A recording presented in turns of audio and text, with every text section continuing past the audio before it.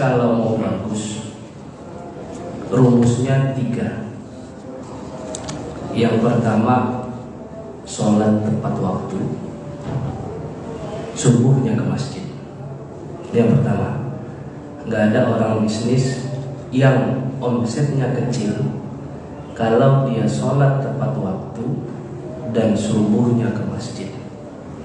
Saya ada contoh. Yang pertama namanya Baba Rajab di Mesir. Sholatnya tepat waktu, Pak.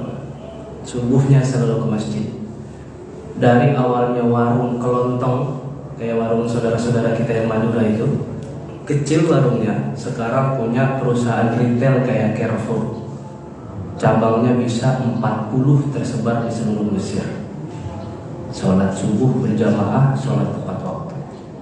Yang kedua, yang punya bin Dawud, kalau yang umroh, tahu tak?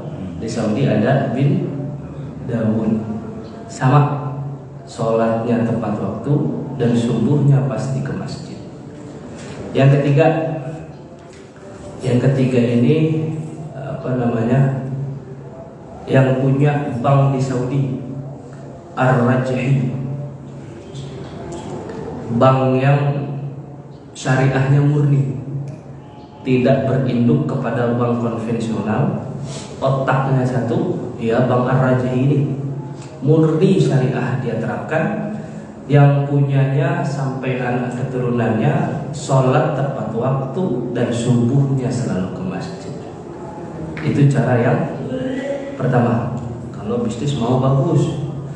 Cara yang kedua, panjer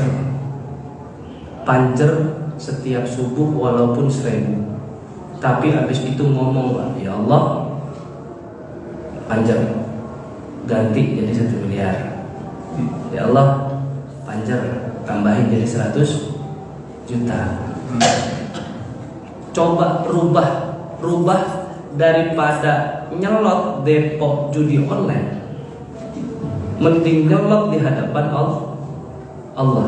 Ini kan kayak judi sebetulnya. Naruh minta tambahan. Kita kan naruh depok berharap jackpot. Mending depoknya ke dalam kotak amal, Bang. Berharap jackpot dari Allah.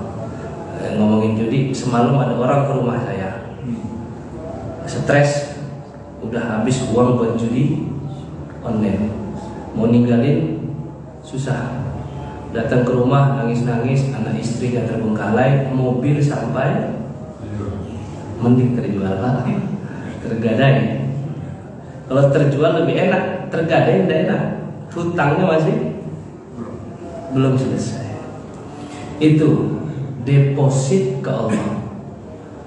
Karena saya melihat beberapa orang-orang kaya, terutama murid-murid ngaji saya yang kaya-kaya raya itu, ternyata sebelum kaya caranya itu deposit ke Allah, ya naruh 1000, 2000 tiap sholat subuh, tapi ngomong, ya Allah saya gandain jadi 100 juta, 1 miliar, 2 miliar.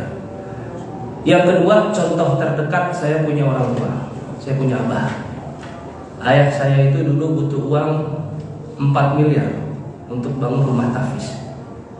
Setiap subuh saya tanya, saya minta sama beliau, Buya bisa dapat uang 4 miliar dari mana? Bisa minta amalannya sih, bilang.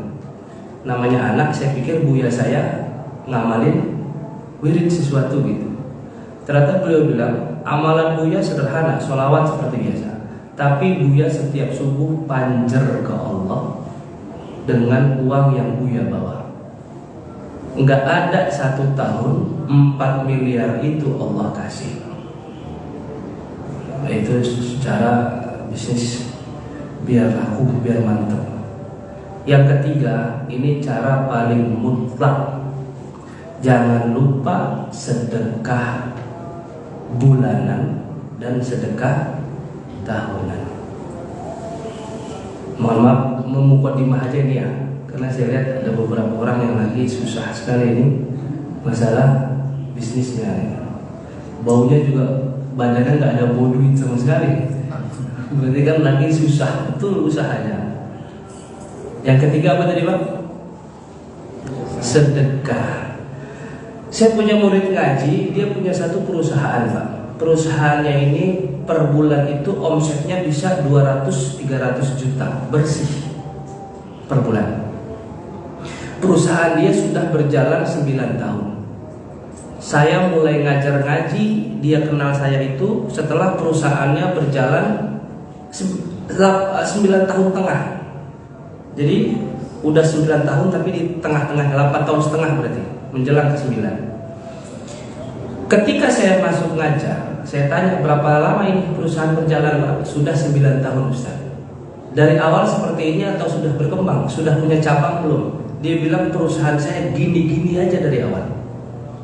Desainnya sama, jadi perusahaan itu jahit, kayu. Dari awal bangun modelnya masih begitu aja. Gaji karyawan ada nambah? Enggak, Ustaz. Selama 9 tahun gajinya masih sama. Omset berapa? Saya lihat laporannya. Lihat laporan apa? 200-300 juta. Kok bisa ente gak berkembang? Bayangin sebulan 200, setahun berapa? 2 miliar lebih. Logis nggak kalau 2 miliar lebih nggak bisa muter lagi atau bikin cabang baru? Nggak logis dong. Ini pasti ada satu yang masalah. Ternyata nih orang lupa sedekahnya. Masuk mah bagus, keuangan mah bagus, habisnya juga bagus.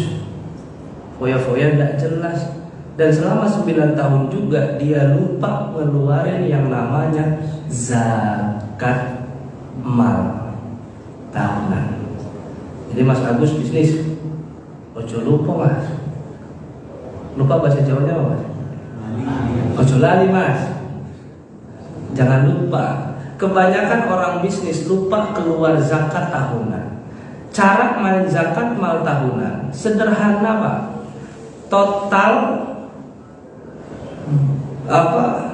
apa yang ada di perusahaan beserta omsetnya ditotal dalam 1 tahun. Umpama dia bisnis jahit, dihitung tuh setelah 1 tahun dia berjalan, dihitung mesin jahit harganya berapa, benang harganya berapa, kemudian bahan-bahan harganya berapa. Di setahun akhir dihitung total plus dihitung omset yang dia dapat selama 1 tahun.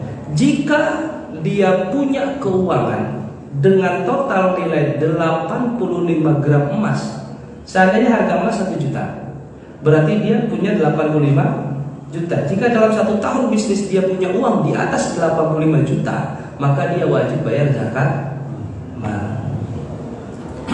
Kalinya bagaimana? Umpama dia punya uang 100 juta di akhir tahun, berarti zakat malnya 100 juta kali 2,5%. Berarti berapa tuh? 2.500.000 ya. Begitu. Jadi yang tadi aminnya paling kencang, semoga bisnisnya bagus. Atau yang diam-diam mengaminkan ketika usahanya lagi susah, semoga Allah Subhanahu Wa Taala bangun bisnisnya jadi lebih baik, berkembang, nggak susah dan nggak punya hutang.